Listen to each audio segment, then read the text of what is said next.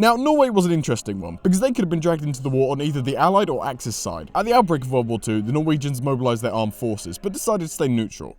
A little too neutral for their own good. Germany was shipping 3 million tons of Swedish iron ore from Norway, so Britain wanted to cut this out. And Germany wanted Norway to launch U-boats and keep the iron ore coming. So now both sides were planning their own invasions of Norway. But the invasion was always a second priority, so no one really cared. That was until the Outmark incident in February 1940. A ship carrying 300 British prisoners of war was travelling to Germany, hugging the Norwegian coast, to avoid the Royal Navy. But because of restrictions on one part of the Norwegian coast, she would have to sail out to sea for a short while.